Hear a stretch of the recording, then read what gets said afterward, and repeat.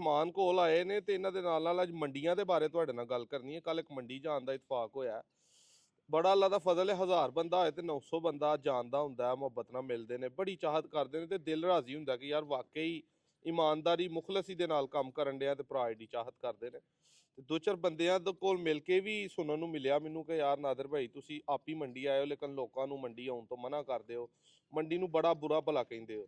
ਇਹਦੀ ਅੱਜ ਤੁਹਾਨੂੰ ਹਕੀਕਤ ਤੇ ਤਫਸੀਲ ਮੈਂ ਦੱਸਣੀ ਹੈ। ਇਹਨਾਂ ਭਾਈਆਂ ਨਾਲ ਬਾਅਦ ਚ ਇਹਨਾਂ ਦਾ ਤਾਰਫ ਤੁਹਾਨੂੰ ਕਰਵਾਉਣਾ ਹੈ ਕਿਸ ਹਵਾਲੇ ਨਾਲ ਆਏ ਨੇ। ਮੰਡੀ ਦੋਸਤੋ ਜਿਹੜੀ ਹੈ ਨਾ, ਉਹ ਨਵਾਂ ਬੰਦਾ ਜਿਹੜਾ ਅਨਾੜੀ ਹੈ ਨਾ ਉਹਦੇ ਵਾਸਤੇ ਕਤਨ ਨਹੀਂ, ਠੀਕ ਹੈ। ਮੰਡੀ ਬੜੇ ਬੜੇ ਉਸਤਾਦ ਤੇ ਬੜੇ ਬੜੇ ਖਰਾਂਟ ਬੈਠੇ ਨੇ। ਅਸੀਂ ਰੋਜ਼ਮਰਾ ਕੰਮ ਕਰਨ ਵਾਲੇ ਆ, ਰੋਜ਼ ਜਾਨਵਰ ਖਰੀਦਣ ਵਾਲੇ ਆ। ਸਾਨੂੰ ਅੱਛਾ ਜਾਨਵਰ ਬਜ਼ਾਤੇ ਖੁਦ ਮੈਨੂੰ ਕਿਤੋਂ ਮੰਡੀਓਂ ਮਿਲ ਜੇ, ਕਿਸੇ ਚੌਂਕ ਚੋਂ ਮਿਲ ਜੇ, ਕਿਸੇ ਪਿੰਡ ਚੋਂ ਮਿਲ ਜੇ, ਕਿਸੇ ਜੂਹ ਚੋਂ ਮਿਲ ਜੇ। ਸਾਡਾ ਰੋਜ਼ ਦਾ ਕੰਮ ਹੈ। ਸਾਨੂੰ ਜੂਹ ਦੀ ਮੱਝ ਦੀ ਪਹਿਚਾਣ ਹੈ, ਅੱਛੀ ਮੱਝ ਗਾਂ ਰੋਜ਼ ਦਾ ਸਾਡਾ ਕੰਮ ਹੈ। ਅਸੀਂ ਪਰਖ ਲੈਂਦੇ ਹਾਂ, ਪਹਿਚਾਣ ਲੈਂਦੇ ਹਾਂ ਕਿ ਰੇਟ ਦੇ ਹਿਸਾਬ ਨਾਲ ਸਾਨੂੰ ਇਹ ਜਾਨਵਰ ਮਿਲਣ ਡਿਆ ਅੱਛਾ ਜਾਂ ਨਹੀਂ ਅੱਛਾ, ਅਸੀਂ ਲੈ ਲੈਂਦੇ ਹਾਂ।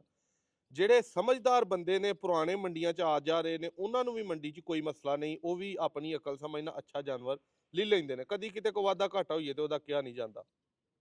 ਮੈਂ ਜਿਸ ਗੱਲ ਦੇ ਖਿਲਾਫ ਹਾਂ, ਜਿਹੜਾ ਨਵਾਂ ਬੰਦਾ ਨਾ ਜਿਹਨੇ ਜ਼ਿੰਦਗੀ 'ਚ ਕਦੇ ਜਾਨਵਰ ਲਿਆ ਨਹੀਂ, ਉਹ ਬੰਦਾ ਮੰਡੀਓਂ ਜਾਨਵਰ ਲਿਆ ਕੇ ਨਾ ਤੇ ਉਹਨੂੰ ਉਹਦੀ ਮਾਲ ਦੇ ਰੇਟ ਦਾ ਜਾਨਵਰ ਮਿਲਣਾ, ਨਾ ਉਹਨੂੰ ਚੰਗਾ ਮਿਲਣਾ। ਉਹਨੂੰ ਹੋ ਸਕਦਾ ਸਾੜੂ ਥਣ ਘੱਟ ਵੱਧ ਬੱਚਾ ਲੱਗਾ ਇਹਨਾਂ ਮਸਲੇ ਮਸਾਇਲ ਦਾ ਸ਼ਿਕਾਰ ਹੋਣਾ ਪਵੇ। ਇਸ ਲਈ ਮੈਂ ਸਖਤ ਅਲਵਾਜ਼ 'ਚ ਕਹਿੰਦਾ ਵਾਂ ਕਿ ਜਿਹੜੇ ਨਵੇਂ ਬੰਦੇ ਨੇ ਉਹ ਕੋਸ਼ਿਸ਼ ਕਰਿਆ ਕਰੋ ਕਿ 2 ਟਾਈਮ ਚੁਆਈ ਵਾਲਾ ਬੰਦਾ ਲੱਭ ਲਿਆ ਕਰੋ। ਮੈਨੂੰ ਹੀ ਨਹੀਂ, ਕਈ ਤੁਹਾਡੇ ਇਲਾਕੇ 'ਚ ਬੰਦੇ ਹੋਣਗੇ, ਵਪਾਰੀ ਹੋਣਗੇ, ਉਹਨਾਂ ਦੇ ਕੋਲ ਟੁਰ ਜਾਓ ਜਾਂ ਕਿਸੇ ਦੇ ਘਰੋਂ ਲੈਣੀ ਹੈ 2 ਟਾਈਮ 'ਚ ਉਹ ਲੈ ਲਵੋ। ਨਵਾਂ ਬੰਦਾ ਮੰਡੀ ਦਾ ਰੁਖ ਨਾ ਕਰੇ। ਨਵੇਂ ਬੰਦੇ ਨੂੰ ਬਹੁਤ ਜਲਦ ਮੰਡੀ ਦੇ ਵਪਾਰੀ ਤੁਹਾਨੂੰ ਦਾ ਲਾ ਸਕਦੇ ਨੇ। ਤੇ ਜਿਹੜੇ ਬੰਦੇ ਥੋੜੀ ਬਹੁਤੀ ਸਮਝ ਹੋਣ ਉਹ ਰੱਖਦੇ ਨੇ, ਉਹਨਾਂ ਲਈ ਮੇਰਾ ਖਿਆਲ ਹੈ ਮੰਡੀ ਤੋਂ ਬਿਹਤਰ ਆਪਸ਼ਨ ਹੀ ਕੋਈ ਨਹੀਂ। ਉੱਥੇ ਹਜ਼ਾਰਾਂ ਦੀ ਤਾਦਾਦ 'ਚ ਜਾਨਵਰ ਹੁੰਦੇ ਨੇ, ਤੁਹਾਨੂੰ ਜਿਹੜਾ ਪਸੰਦ ਹੈ ਰੇਟ ਦੀ ਸਮਝ ਦੇ ਨਾਲ ਤੁਸੀਂ ਉਹਨੂੰ ਪਾਸ ਕਰਕੇ ਲੈ ਲਓ। ਔਰ ਖਾਸ ਕਰ ਜਿੱਥੇ ਇੱਕ ਦਿਨ ਦੀ ਮੰਡੀ ਏ, ਫਰਜ਼ ਕਰ ਲਓ ਇਹ ਸਾਡੇ ਸਿਆਲਕੋਟ ਮੰਡੀ ਲੱਗਦੀ ਏ, ਮੱਲੂ ਮੋੜ ਲੱਗਦੀ ਏ, ਗੋਜਰਾ ਵਗੈਰਾ ਲੱਗਦੀ ਏ, ਸ਼ਾਹਪੁਰ ਕਾਂਜਰਾ ਲੱਗਦੀ ਏ, 50 ਲੱਗਦੀ ਏ। ਇਹਨਾਂ ਮੰਡੀਆਂ ਦੇ ਵਿੱਚ ਜਿੱਥੇ ਇੱਕ ਦਿਨ ਦੀ ਚੁਆਈ, ਇੱਕ ਦਿਨ ਦੀ ਮੰਡੀ ਹੈ, ਸਿਰਫ ਤੁਸੀਂ ਧਾਰਾ ਮਾਰਨ ਦੇ ਮਜਾਜ਼ ਹੋ।